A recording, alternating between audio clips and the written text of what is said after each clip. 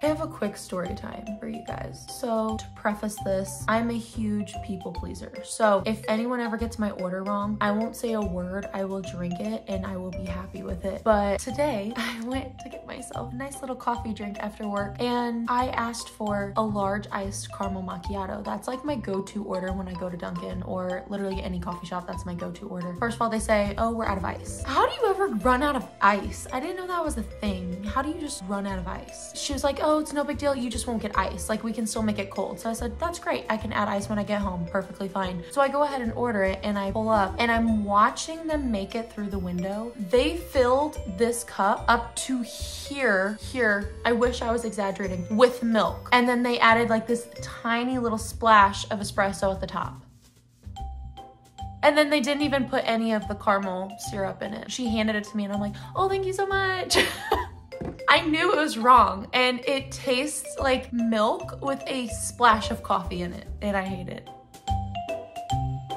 Hello everyone and welcome back to today's video. In today's video, I'm going to be showing you guys my book journal or my reading journal for this year. Now, this is actually my first time creating my very own personal reading journal. Last year I started my first, I guess, technical book journal, but it was just like a free one I got from Barnes & Noble from Black Friday last year. So I had just been using that, and that one, it does give you basically all the information, but it only goes up to 100 books, and I surpassed that last year, and I ran into the problem where I couldn't record. I didn't have space to record the other books that I read after I reached the 100 mark. I really wanted to make my own book journal this year where I could do more of like a scrapbook type thing and really record everything. I could add stats where I wanted to add stats. So this is new for me. So this is my reading journal for this year. I got this from Barnes & Noble, and I think since, you know, this is my first reading journal I've ever made personally, this is very new to me. I'm very much just experimenting with what I think looks good or what I like or what I want to record. I do want to keep track of certain stats when I'm reading, such as like what genres I'm reading, how many pages I'm reading, what I rate books. Like those are the main key things I want to record in here. But I've also been putting like a little description of how I liked the book, like just a few sentences of what I thought of the book. So that way at the end of the year, I can look back and read and see how I felt about each book, just to give myself more of like a summary as a reminder of how I felt about my books that I read in 2024. I'm gonna take you guys along with me. I have only filled out the beginning of the reading journal, just like start the year off, and the month of January. And then I put like my header for February, and that's it. I have not put any of the books I've been reading in February in here yet. However, I have recorded like obviously what book and what I rated it and like when I read them, but I just haven't done like the more in-depth reviews of the books in here yet. So that is not included just yet, but let's go ahead and jump on into my reading journal. So for my reading journal, I really wanted one that looked very rustic. I don't know if that makes any sense. This is my little header page, so 2024 reading journal, and I just cut and copied this typewriter because I absolutely love typewriters. I really want to get like a vintage one for my future bookshelf, but I wanted that to be my front page that I saw as soon as I opened it. And then on my second and third page, I have my 2024 reading goals. I really want to read 100 books this year. I want to read 5 classics. I want to read 5 memoirs, and I only want to buy 5 books a month. Now, I've actually been doing really great with this one. I am currently in my book buying ban, so I can't buy another book until March 20th, which is my birthday. So all of January so far, I've not read, or I've not bought a single book. So far in February, I've not bought a single book. So I am really just chugging along, and I have 1 more month to wait. So I'm so excited to finally break and buy my 5 books for next month. Then I have my reading system. So, what the heck?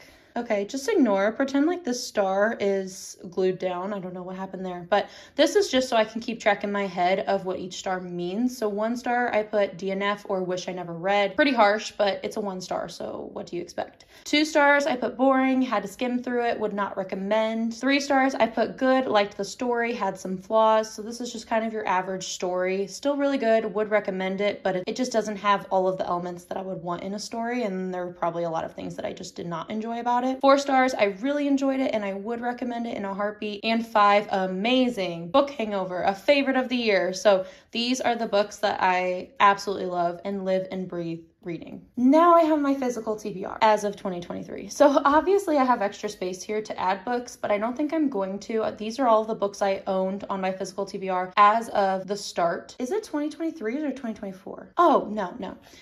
By the end of 2023. So these are all of the physical books I own that I have not read yet that I have, and I really want to get through at least like over half of these, hopefully. I feel like I'm really sticking to this because I haven't been buying any new books. So you can see I've already been crossing off a lot of different books that I've been reading or have already finished. I actually love this page so much. Every time I read another book, I immediately go to this page and mark it off because it just feels so, I feel so accomplished when I do that. And next we have a more visual look at my bookshelf of books that I've read this year. So I've been keeping up with the colors. So January was this light blue color. Pink is now this February color. So I will color just random books every time I finish a book, and I will put the little title. I just think this will be really pretty by the end of the year because it'll be a whole rainbow of colors, and I'm trying to scatter them so it's all kind of mixed and matched. Next we have my reading log. So this is also something I update every single time I read and finish a book. So I've been putting the book titles, names here. Once again, I'm sticking to the same color theme. So any books I read in January, I will write in that blue color. February, I've been writing in this pink color. I'm also writing the dates just so I can keep track of how long it took me to read certain books. I don't really care about this so much. However, I do just for curiosity. I like to know how long it took me to read certain books. And then obviously my ratings. If there's a smiley face, that's because it's a book that's either a memoir or like a self-help book. So I don't really feel like that's something I can necessarily rate, but I do, if I liked it or didn't like it, I'm putting a smiley face or a sad face. So, and then I have extra space here